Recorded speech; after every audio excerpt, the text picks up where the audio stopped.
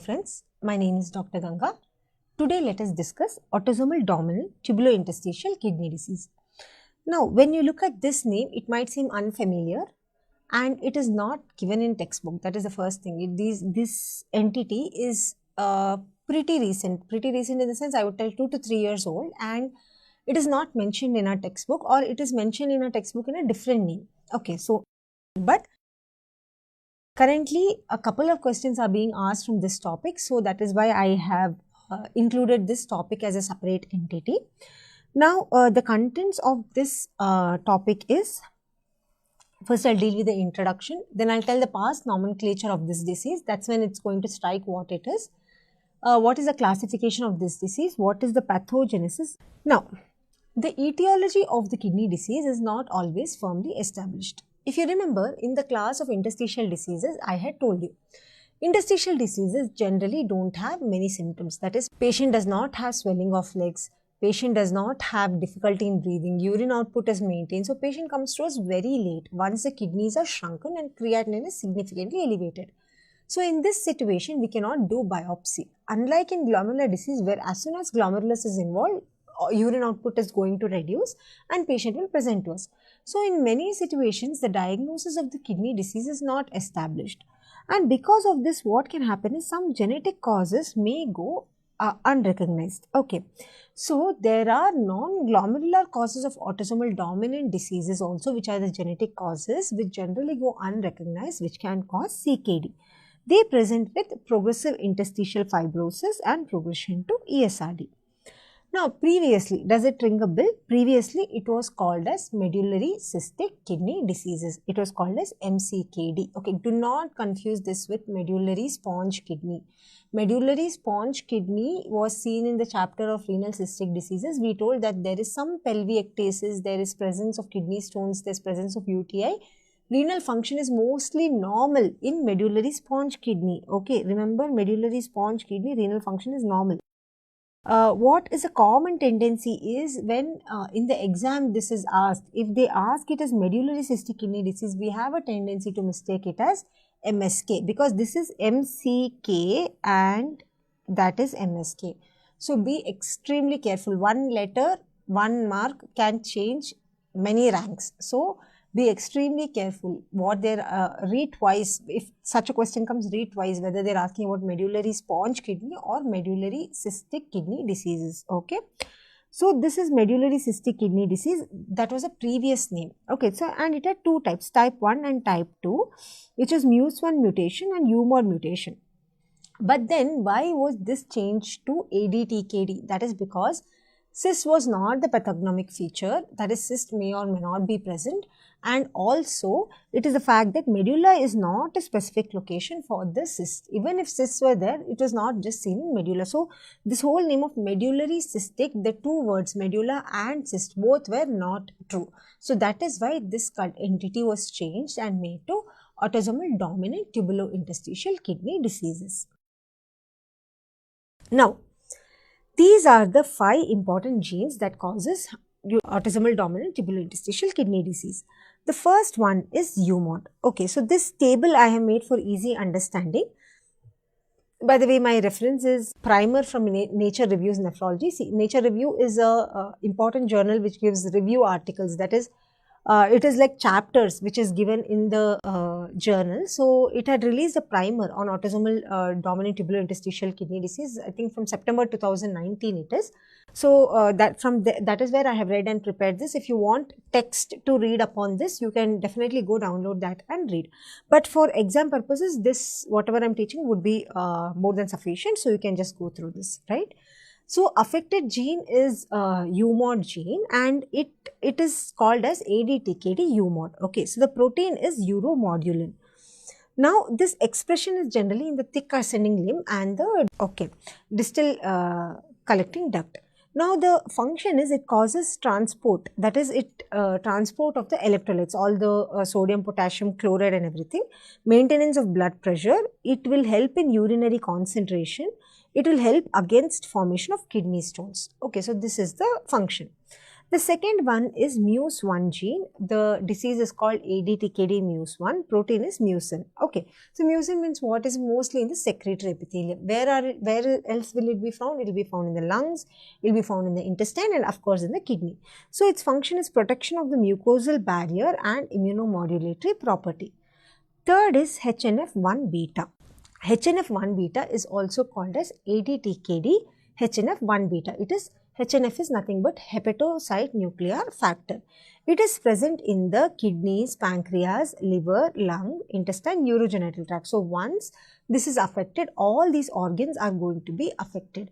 Its function is it acts as a transcription factor involved in the development. Fourth gene is SEC61A1. So ADTKD SEC61A1. Now it forms the alpha 1 subunit of this protein SEC61. It is ubiquitous in nature and it is involved for transport of signal across the endoplasmic reticulum. Fifth one is REN gene. REN gene causes ADTKD REN. Okay. Protein is pre-pro-renin.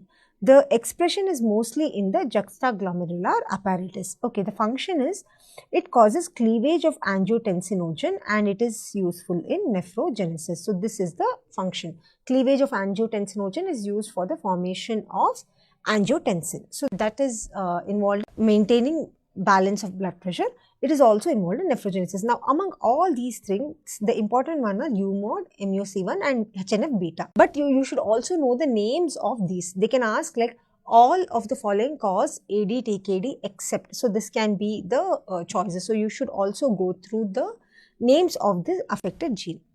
Now, pathogenesis of UMOD mutation. See, normally what UMOD does is, if this is the glomerulus, right, and this is the tubule, imagine. From here, the UMOD is produced. Okay.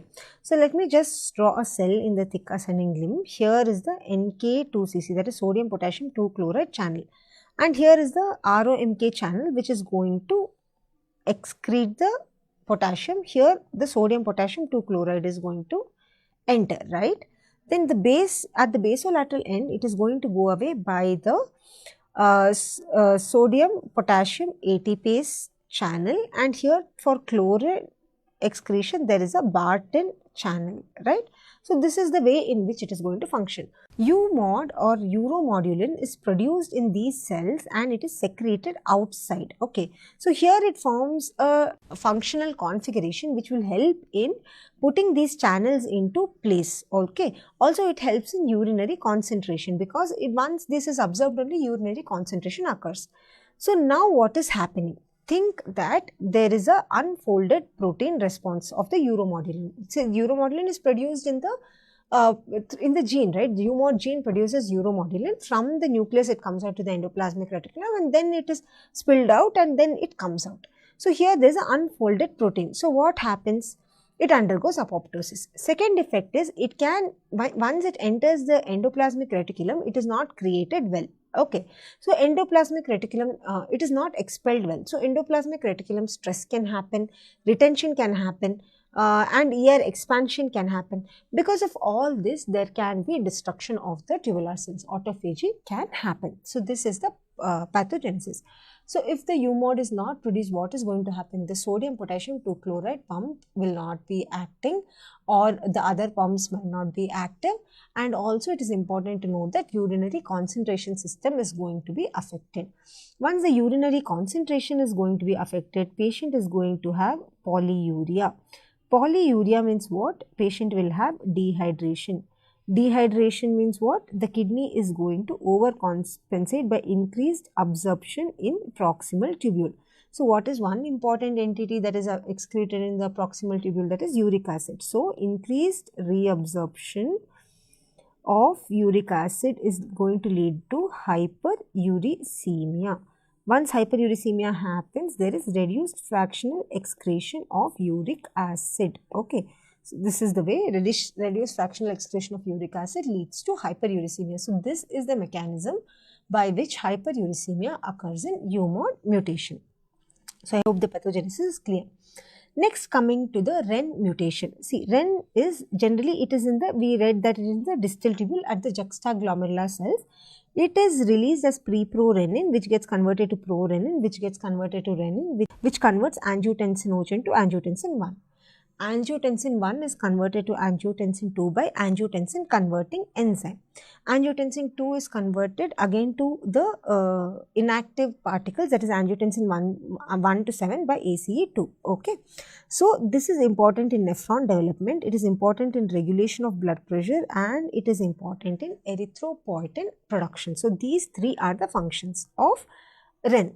Now, HNF1 beta. See, normally HNF1 beta, what it does is it inhibits the twist 2. Okay. So, you don't have to worry much about what is this twist or snail or everything. Basically, the final function of HNF beta is it inhibits the transforming growth factor beta excretion. Now, if this is lost, what is going to happen? This is not going to inhibit it, and there is going to be increased transforming growth factor beta. You can see it has multiple features. Finally, it leads to fibrosis. Okay. So, it is this, when present in multiple organs, can cause multiple effects. For example, in the brain, what is going to happen is, it is detected among patients with 17q12 deletion syndrome. It can cause autism spectrum disorders. It can cause cognitive impairment. In the pancreas, it can cause maturity onset diabetes of the young. Okay, so maturity, retrospectively, you might also be able to recollect that MODY, one of the types, is caused by HNF beta mutation.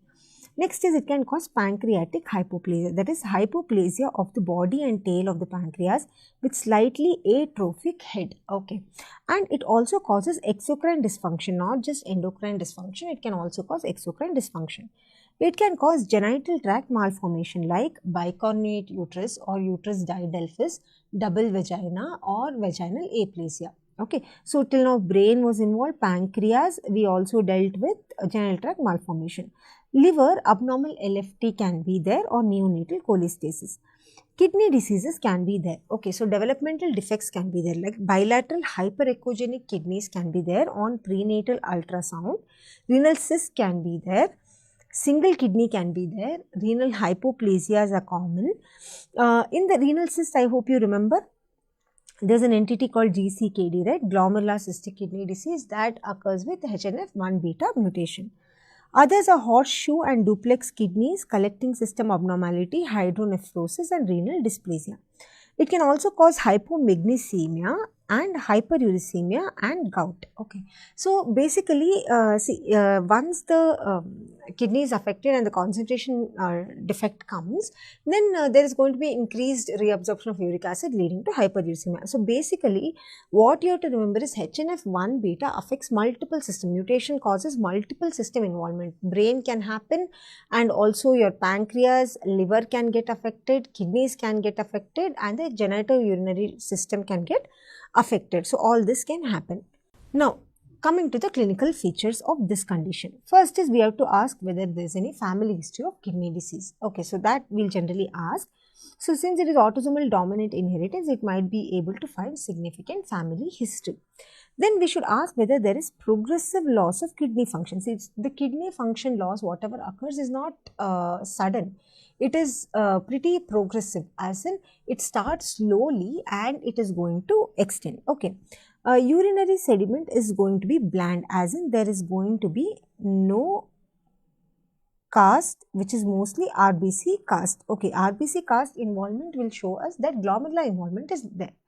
But in tubulointerstitial pathology, RBC cast is not seen. Few WBCs can be seen, rarely few RBCs can be seen. WBC cast can be seen sometime, but no RBC cast. Absent of mild proteinuria, tubular proteinuria can be seen, that is generally less than 1 gram.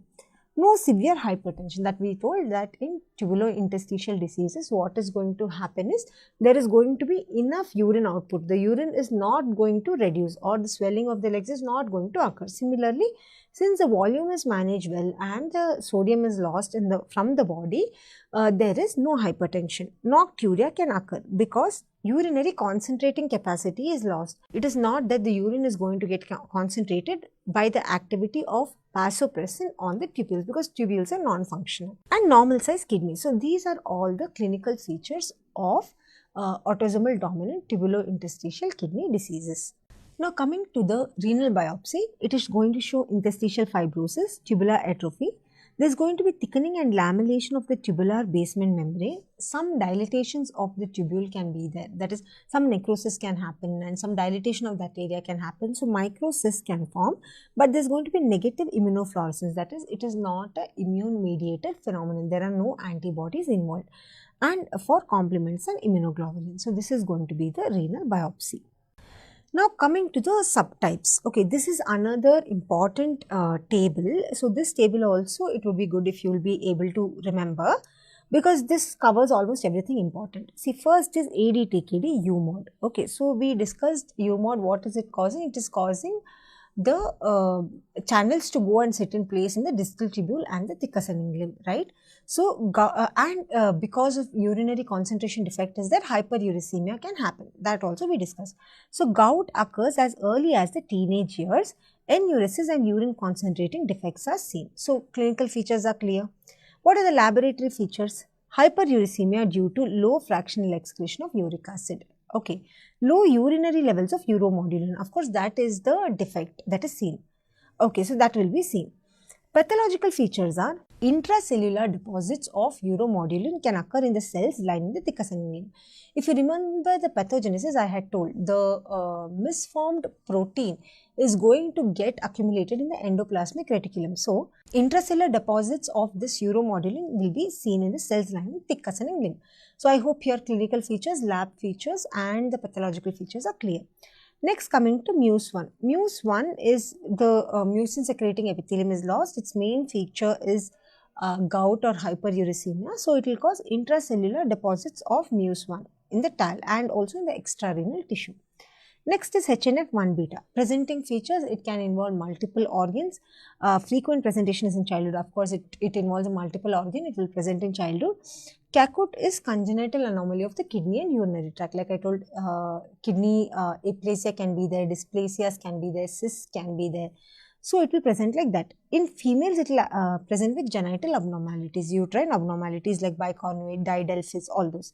Syndromic features such as autism spectrum disorders can happen. Okay, syndromic features can happen in this situation. So, patients generally present with maturity onset diabetes of the young or abnormal LFT. This also we had seen. It can cause tubular defects like hypomagnesemia, hyperuricemia, hypokalemia. Okay, pathological features, nothing specific. So, till now in all these three conditions, we have seen hyperuricemia. Next is renin. When there is renin deficiency, what happens? We know that renin is involved in two important things. One is for maintaining the blood pressure. Second is to cause erythropoiesis. So, anemia is definitely going to be seen, childhood anemia. Second is hypotension also will be seen. Their propensity to develop AKI because the reflex mechanism for the kidney to maintain tone or maintain blood flow to the afferent blood vessel is renin, angiotensin, aldosterone axis. If that is not there, they have the propensity to develop AKI. This also can cause gout. So, laboratory features are anemia and because aldosterone is less, there can be hyperkalemia, hyperuricemia can be there and low to normal plasma renin levels. Okay. So, pathological features are reduced renin staining in the juxtaglomerular apparatus. So, it is pretty simple, right? This renin mutation, what is happening? Because it is involved in erythropoiesis and maintaining blood pressure. So, a patient will present with anemia, patient will present with hypotension. Because aldosterone is less, there is going to be hyperkalemia, mild hyperkalemia and hyperuricemia like all other conditions. So, all four conditions we have seen hyperuricemia. Now, SEC61A1 that causes clinical features are intrauterine and postnatal growth retardation, bifid uvula, cleft palate, polydactyly, abscess. So, all these are congenital malformations. Those are the clinical features. So, they can have anemia, leukopenia and neutropenia. All these can be seen. So, basically, see, except in SE61A1, all other condition hyperuricemia is seen. And each one condition, there will be few things different that you will have to remember. For example, if it is anemia and low blood pressure, you know it is REN mutation. If it is gout, polyuria, then you know it is UMON mutation like this. So, if it comes, you will be able to pick which it is, right? Now, diagnostic criteria. Diagnosis happens when if the family history is suggestive of AD-TKD or compatible histology in one family member, or demonstration of a mutant gene. Generally, this is not possible. Like I told you, they present with contracted kidney and this is not going to be possible. So, if we can demonstrate one of these 5 genes and then we'll be able to make the diagnosis of ADTKD, right? Now, what is the approach? Once a patient presents to us with increased serum creatinine, first we'll do urine routine, right? If there is any blood or increased protein, it is glomerular disease. So, remove those patients out. No protein or blood, do imaging. Large cystic kidneys, then it can be ADPKD. Remove those patients out. Then you see the inheritance. Inheritance, you see whether it is autosomal recessive or autosomal dominant, right? If it is autosomal recessive, then it could be nephronophthisis. You remove those patients also. Then you come to autosomal dominant. In autosomal dominant, you will have to do mostly the genetic testing. Now, if the fractional excretion of uric acid is low and patient has gout, this is the most common feature in UMOD mutation, right? So, you will do next generation sequencing and you will see if it is UMOD mutation, okay? If it is negative, then you will have to exclude the common causes and perform the next generation sequencing for new genes. If any new genes are detected and will get added to this entity, we have to perform for that. So, basically, first thing you do is fractional excretion of uric acid, and if gout is there, then you put it as UMOD. Now, syndromic features are there and de novo presentation is there, then you know it is HNF1 beta. If childhood anemia and hypotension is there, you know it is because of renin. Growth retardation, anemia, neutropenia and low hemoglobin, hypogammaglobulinemia, recurrent infection, that is SEC61A1. There is an entity called atypical ADPKD, that is cystic kidneys are there, but the kidneys are not very much enlarged. So, that could be because of mutation of DNA JB11. Okay, so you don't have to worry about this entity. But till here, you will be able to pick up. See, for example, retrospectively, this question can come like syndromic features and de novo presentation along with MODY. So, what could be the cause? HNF1 beta, right? Now, how do we treat this condition? We have to control the risk factors. Regular monitoring of renal function has to be done. We have to control their blood pressure. And for blood pressure, we can consider giving AC inhibitor losartan because it has uricose-uric effect. Okay. Similarly, we have to give sodium bicarbonate to reduce the acidosis. In uromodulin, because the uric acid excretion is very, very less and hyperuricemia status is very high, we can consider allopurinol and low purine diet. Okay. Diuretic has to be given cautiously. Why? Because it can lead to dehydration or volume contraction, which will increase the proximal tubular reabsorption as a whole for everything. So, as a effect, what happens? Uric acid absorption also increases. Then liberalize water intake, avoid any chance of AKI. Low salt diet should not be given generally in UMOD and REN. So, see, this is important. CKD, we are always telling take low salt diet. But in UMOD and REN, where in UMOD, the sodium potassium 2 chloride channel is affected, lot of sodium is lost. And in REN, we know there is no renin, there is no angiotensin, there is no aldosterone. So, sodium reabsorption is defective. So, in these two conditions, low salt diet should not be advised. Okay. Then general measures like avoid NSAID and kidney transplantation. So, these are the general conditions. Kidney transplantation can be done without any problem. Now, genetic testing is done only in these 4 conditions. One is to confirm the diagnosis. We do not have the diagnosis. Why should we confirm? Prior to kidney donation to an affected family member, think the patient's brother or sister has CKD. Now, we have to know whether this person will have any underlying defect, because after giving the kidney, if this person is developing any problem to the kidney or he is developing any AKI, then his chance of progressing to CKD will be higher. Otherwise, also his chance of progressing to CKD will be higher. Okay. So, if with both kidneys he will progress to CKD in 10 years, with one kidney he will progress within 5 years. So, that is why it is important to check. Next is if patient interested in establishing genetic diagnosis, that is patient is anxious and they are interested. Fourth is pre-implantation, before implantation, because it is autosomal dominant, it can be inherited to the child. So, before implantation, right? Now, coming to the last section, which is high yield, I have included the same table. See, first is you have to know that there are 5 subtypes, right? In UMOD, gout is the major feature and there is going to be polyuria and hyperuricemia is going to be seen. In Muse1 also gout is going to be a very common feature along with hyperuricemia. Next is HNF1 beta, which can present syndromically. Patient can have congenital anomaly of the kidney or urinary tract. Females can have genital abnormalities, genital organ abnormalities, and maturity onset diabetes of the young can be there. And REN, where patient presents with childhood anemia, there is going to be low borderline blood pressure, and there is going to be hyperuricemia. In all four conditions, hyperuricemia is going to be there. In SEC 61A1, basically there is going to be many congenital anomaly like cleft palate, bifidula. Along with that, there is going to be anemia, leukopenia, and neutropenia, right? So, this completes this session of autosomal dominant tubulointerstitial kidney diseases. Again, I would like to stress that this is not seen in the textbook.